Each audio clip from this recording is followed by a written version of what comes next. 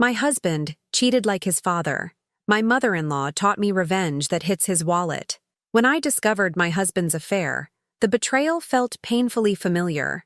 It mirrored a story I had heard before, the one my mother-in-law lived through years ago with his father. Same lies, same excuses, same arrogance. Instead of anger, she offered me something unexpected: clarity. She didn't encourage confrontation or drama. She taught me patience. She showed me where to look, what to document, and how to protect myself before making a single move. While my husband believed history was repeating itself in his favor, I was quietly rewriting the ending. Every decision I made was deliberate. Every step was legal. In the end, he lost what mattered most to him. Not his pride, not his image, but his money. And I learned that sometimes the strongest revenge isn't loud, it's precise. If this story helps you see the value of strategic patience or teaches you to protect what's yours, please leave a like and subscribe. There are patterns that repeat across generations, behaviors that sons learn from fathers not through explicit instruction, but through observation and normalization, betrayals that echo across decades because the men who commit them never face real consequences. My husband Michael's affair wasn't just a personal betrayal. It was a reenactment of his father's infidelity that had devastated his mother 25 years earlier. The same script played by a different actor who'd learned all the wrong lessons from watching how his father had escaped accountability. But what Michael didn't know, what he couldn't have anticipated, was that his mother had learned lessons too. And when I discovered his affair and went to her not for sympathy but for strategy, she taught me how to ensure history wouldn't repeat itself, not in the way he expected. My name is Amanda Richardson, and I'm 34 years old. I'd been married to Michael for 9 years when I discovered his affair with a colleague named Jessica, a betrayal that unfolded along lines so familiar to his mother Diana that when I told her what I'd found, she smiled with grim recognition and said, "I've been waiting for this conversation for 25 years. Let me show you what I wish I'd known when his father did the same thing to me." I met Michael when I was 23 and he was 26, both of us working in corporate marketing in Seattle. Michael was ambitious and charming, from a wealthy family, someone who seemed to have inherited both financial advantages and professional drive. His parents had divorced when Michael was 15, a split he described as amicable and mature, the natural end of a marriage that had run its course. I met his mother Diana several times during our courtship, an elegant woman in her 50s who was cordial, but somewhat distant, polite, but never particularly warm. I attributed her reserve to standard protective mother-in-law dynamics, never imagining there was history that explained her careful distance from her son's romantic relationships. Michael and I married when I was 25, built what seemed like a successful partnership over the following years. We both advanced in our careers, bought a house in a nice Seattle suburb, maintained an active social life with friends and colleagues. We'd decided to wait on children until our early 30s, wanting to establish our careers and financial security first. The marriage wasn't passionate or intensely romantic, but it was comfortable and functional, a partnership that met both our needs for stability and status. The first signs that something was wrong appeared about a year ago, when Michael started working later more frequently, became more protective of his phone, seemed distracted and distant even when physically present. These changes were gradual and easy to rationalize. His job was demanding, projects had intensified, everyone was stressed about economic uncertainty. When I questioned the late nights or the phone secrecy, Michael had ready explanations that were plausible enough to quiet my concerns without actually addressing what was happening. The discovery that forced me to confront reality came 6 months ago, mundane in its mechanism but devastating in its implications. I was looking for our insurance information in Michael's desk drawer when I found a credit card statement for an account I didn't know existed, a card in only Michael's name that I'd never seen or known about. The statement showed charges at restaurants and hotels I'd never been to, jewelry purchases I'd never received, a pattern of expenses that clearly indicated Michael was spending significant money on someone who wasn't me. I photographed the statement with my phone, replaced it exactly as I'd found it, then spent the next week quietly gathering more information. I found 2 more credit card statements for accounts Michael had hidden, discovered he'd opened a separate checking account that he was funding from his salary before the money ever hit our joint accounts, found evidence of a financial infrastructure designed to support activities he was hiding from me. Total spending on these secret accounts over the past year was approximately $45,000. Money Michael had diverted from our household to fund whatever he was doing with whoever he was seeing. The financial deception was comprehensive enough that I knew confronting Michael directly would likely just result in better concealment rather than honesty.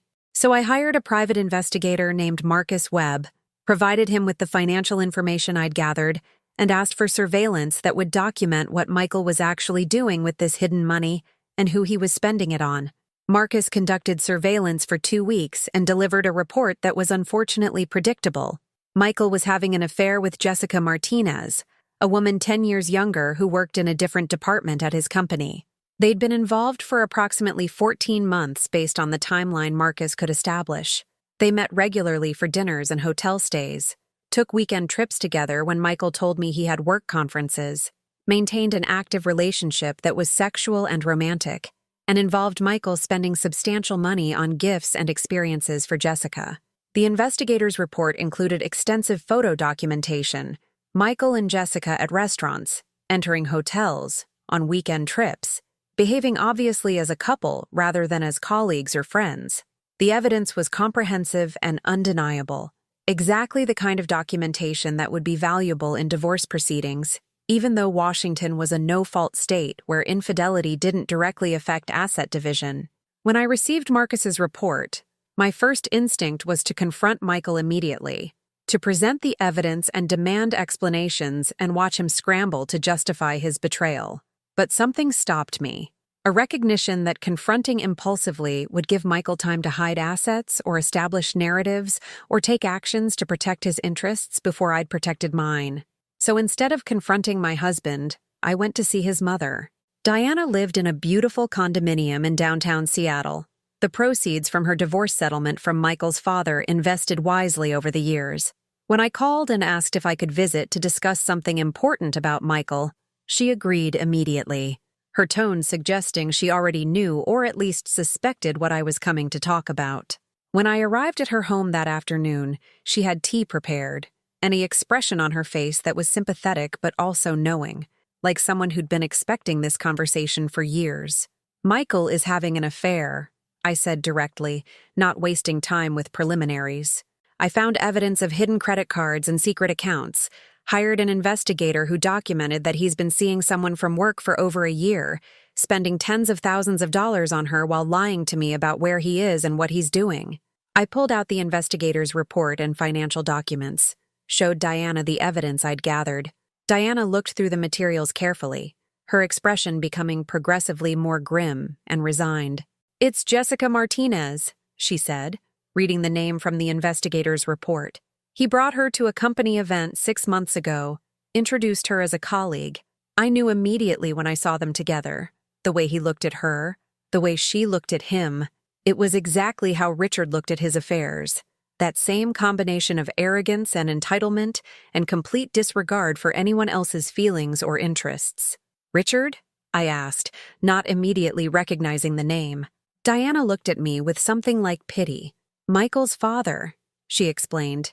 "My ex-husband, who had multiple affairs during our marriage, including a sustained relationship with a woman named Jennifer, who he eventually left me for when Michael was 15. The divorce Michael describes as amicable and mature was actually me being forced to accept a terrible settlement because Richard controlled all our finances, and I had no independent resources or documentation of his betrayal. I got the house and enough money to survive, but Richard kept most of his wealth and walked away to start a new life with Jennifer while I struggled to rebuild at age 45.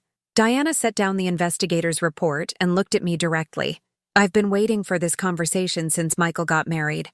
I knew it would happen eventually, that he'd repeat his father's patterns because that's what he learned growing up. He saw his father have affairs without facing real consequences, saw him lie and manipulate, and ultimately get what he wanted, learned that betrayal was acceptable as long as you were smart enough not to get caught or powerful enough to control the narrative when you were. And now he's doing exactly the same thing, probably thinking it will work out the same way it did for his father. But it doesn't have to," Diana continued, her voice taking on an intensity I'd never heard before. "You're in a different position than I was. You have evidence I never gathered. You have financial independence I didn't have. You have time to prepare before confronting him that I didn't take. And most importantly, you have me, someone who's lived through exactly this situation and who can teach you everything I wish I'd known 25 years ago about how to protect yourself and make sure he pays the real price for his betrayal." Over the next 3 hours, Diana gave me a masterclass in strategic divorce preparation. She explained the mistakes she'd made when Richard's affairs were discovered, confronting him immediately without documentation, allowing him to control the narrative, not securing independent legal representation quickly enough, accepting his promises and explanations rather than taking protective action, ultimately being pressured into a settlement that was far less than she deserved because she hadn't protected her interests properly. "What Michael values most is money," Diana said bluntly. "Not love, not family, not integrity. Money and the status and power it provides. That's what he learned from his father. That's what drives his behavior and decisions. So if you want revenge that actually hurts him, if you want consequences that he'll actually feel, you need to hit his wallet. Everything else, his pride, his reputation, his relationships, those will recover, or he won't care about losing them. But financial consequences, losing significant money, that will hurt him in ways he'll never forget." Diana outlined a strategic plan for maximizing my financial position in the divorce. First, continue gathering evidence without alerting Michael. The investigator's report was good, but more documentation over time would be better. Financial records showing the pattern of hidden accounts and secret spending would be crucial. Second, secure my own financial position before filing for divorce. Open separate accounts. Transfer my portion of joint savings. Document all marital assets comprehensively. Ensure I had independent resources that Michael couldn't access or freeze. Third, hire the most aggressive divorce attorney available. Someone who specialized in high-asset divorces and who would fight for maximum settlement rather than encouraging quick, amicable resolution. Fourth, be strategic about timing the confrontation and divorce filing. Washington was a community property state, which meant marital assets would be divided equally regardless of who caused the marriage to end. But there were ways to maximize what was considered marital assets versus what Michael might be able to claim as separate property if I filed at the right time and structured things properly. Fifth, use the evidence of Michael's affair not to affect asset division directly, but to prevent him from claiming I was somehow responsible for the marriage ending or deserved less because I'd driven him to infidelity.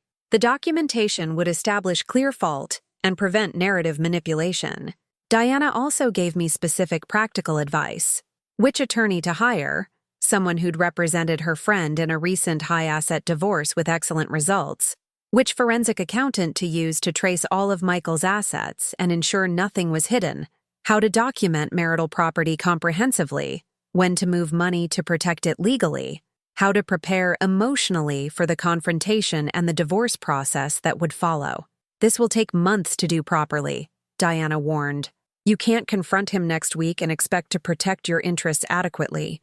You need to be patient, strategic, methodical. Michael will use every advantage he has if you give him time to prepare, so you need to be completely ready before he knows anything is happening. That means living with the knowledge of his affair for several months, while you quietly build your case and protect yourself. Can you do that? I could, and I did. Over the next 4 months, I followed Diana's plan meticulously. I hired attorney Sharon Chen, who Diana had recommended, a formidable lawyer known for aggressive advocacy in high-asset divorces. I hired forensic accountant David Park to trace all of Michael's financial assets comprehensively. I continued documenting Michael's affair through the private investigator, building an extensive record of his betrayal and deception. I opened separate accounts and slowly transferred funds to protect my share of marital assets. I photographed and cataloged all significant marital property, documented the purchase dates and values, created comprehensive records that would support maximum asset division claims.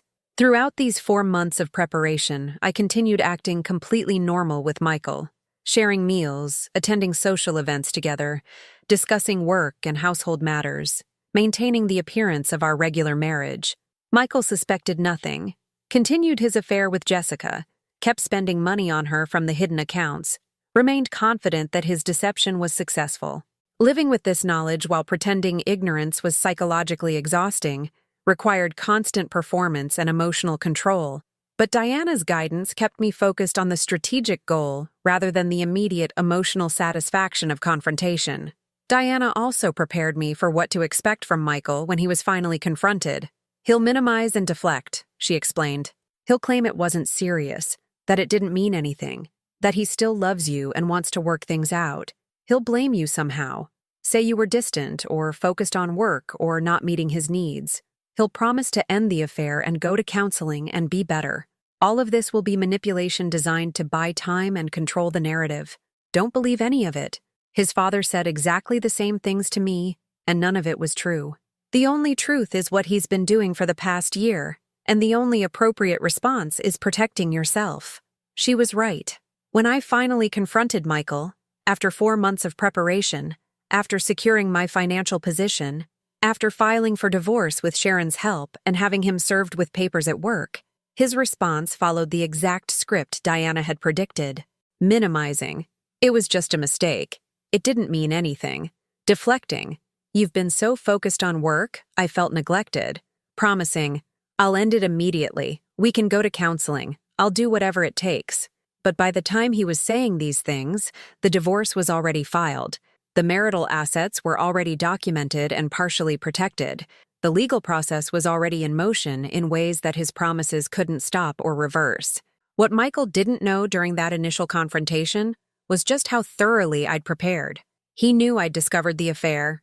The divorce papers made that clear. But he didn't know about the forensic accountant who'd traced all his hidden accounts and assets. He didn't know about the comprehensive documentation I had of the $45,000 he'd spent on Jessica. He didn't know that Diana had been coaching me for months on how to maximize the financial impact of the divorce. He thought I was acting on hurt and anger, making impulsive decisions in pain that he'd be able to eventually manipulate or reverse. He had no idea that every move I'd made was deliberate, strategic, designed to hit him where it would hurt most: his wallet. The divorce process took 9 months to complete, during which Sharon Chen fought aggressively for maximum settlement. The forensic accountant's work was crucial. David Park discovered that Michael had been systematically moving money into hidden accounts for over 2 years, not just the 1 year of the affair, but even before that, apparently preparing for eventual divorce or simply maintaining secret resources for his own use. Total assets Michael had attempted to hide or keep separate were approximately $280,000 beyond the joint accounts and property we both knew about. Sharon argued that all of these hidden assets were marital property, subject to equal division since they'd been accumulated during our marriage, using income that was community property. Michael's attorney argued that some of the accounts had been opened with money from bonuses that should be considered Michael's separate property, that Michael deserved credit for being the higher earner, that various other technicalities should reduce what I received. But Sharon demolished these arguments systematically, using the evidence of Michael's affair and financial deception to establish that he'd been acting in bad faith and therefore deserved no special consideration or benefit of doubt on contested issues. The final settlement gave me significantly more than the 50-50 split that would have been standard in Washington's community property system. I received our house, valued at $650,000 with $300,000 in equity after the mortgage, 60% of all other marital assets, including retirement accounts and investments, approximately $340,000, and a cash payment of $75,000 from Michael to equalize the division and compensate for marital funds he'd spent on his affair.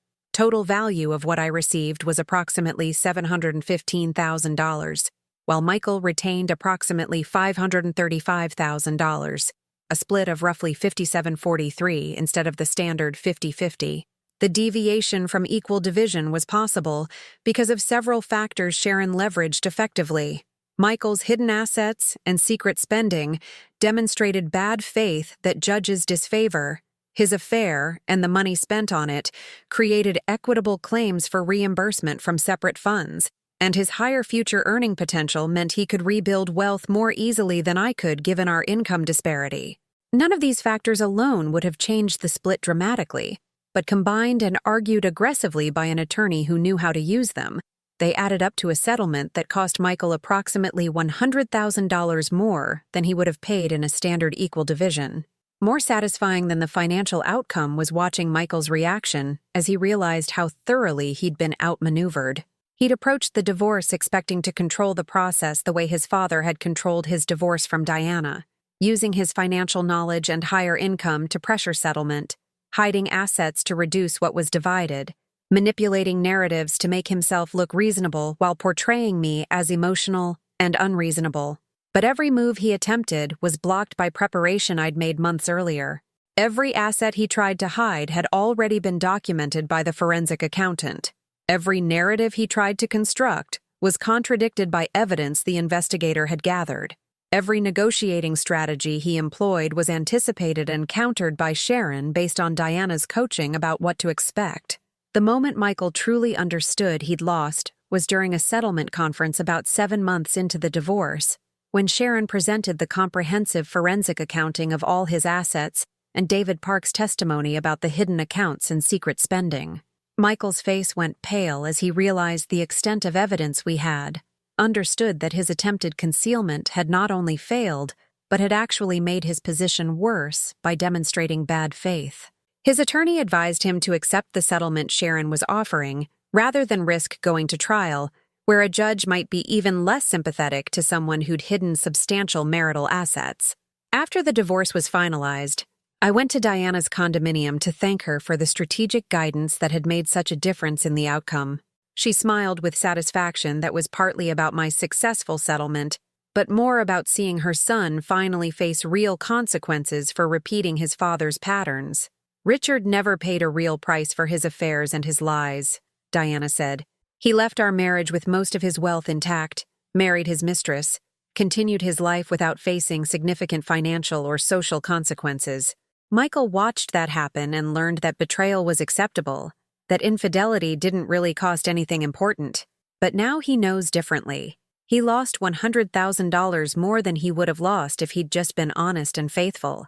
That's a price he'll remember, a consequence that will actually impact his life, rather than just being abstract morality he can ignore." Diana was right. The financial impact of the divorce changed Michael's lifestyle in visible ways.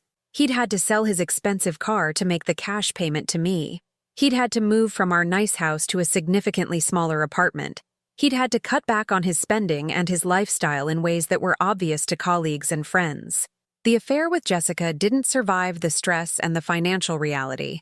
She'd been attracted to successful, wealthy Michael who spent money generously on her, not to divorced, struggling Michael who had to budget carefully and couldn't maintain the same lifestyle. They broke up about 3 months after the divorce finalized, adding relationship loss to the financial consequences. 2 years after the divorce, I'm 34 and rebuilt into a life better than I had during my marriage. The house I retained is now fully mine, the equity growing as the Seattle market appreciates. The settlement money is invested wisely, generating income and growing for long-term security. I've advanced in my career without the distraction of a dysfunctional marriage. I've started dating again, more carefully and with clearer sense of what I will and won't accept from partners. The divorce was painful and difficult, but I emerged from it financially secure and emotionally stronger, with clear understanding of my own worth and the importance of protecting my interests. Michael, according to mutual friends and occasional social media glimpses, is still recovering financially from the divorce settlement. He's working harder to rebuild savings and wealth he'd accumulated before he destroyed our marriage. He's dating but hasn't remarried, perhaps more cautious now about the potential costs of commitment and the consequences of betrayal. And he has a different relationship with his mother now. Diana told me he'd confronted her angrily about helping me, accused her of betraying him, couldn't understand why she'd sided with me over her own son. She'd told him bluntly that she'd sided with integrity over infidelity, with someone who'd been wronged over someone who'd done wrong, and that maybe if he'd learned better lessons from his father's behavior, he wouldn't have needed to learn them the hard way through his own divorce. The pattern that had repeated across generations was finally broken, not through Michael learning from his father's mistakes, but through consequences being applied that actually mattered to him. His father had escaped accountability through financial control and power imbalances, that let him dictate divorce terms. Michael had expected the same, had assumed he could repeat the pattern and achieve the same outcome. But thanks to Diana's strategic coaching and my willingness to be patient and methodical rather than impulsively confrontational, the ending was rewritten. History didn't repeat itself in Michael's favor. It corrected itself, imposed costs that his father had never paid, demonstrated that betrayal has real consequences if the wronged party is strategic enough to ensure they do. My name is Amanda Richardson. I'm 34 years old and divorced from a man who cheated on me the exact way his father had cheated on his mother 25 years earlier. When I discovered Michael's affair, his mother Diana, who'd been devastated by his father's betrayal and gotten a terrible divorce settlement because she wasn't prepared, taught me everything she wished she'd known. She coached me on gathering evidence, protecting assets, hiring aggressive representation, being patient enough to prepare thoroughly before confronting. The divorce cost Michael approximately $100,000 more than it would have cost if he'd been faithful, hit him where it mattered most, his wallet. And that financial consequence, that real, tangible loss of money and lifestyle and security, taught him lessons about the cost of betrayal that watching his father escape accountability never could. Sometimes the strongest revenge isn't loud or emotional. It's precise, strategic, and calculated to hurt exactly where the pain will be remembered longest. Thank you for reading. If this story showed you the value of strategic patience over impulsive confrontation, please like and subscribe. Claude é uma IA e pode cometer erros. Por favor, verifique as respostas.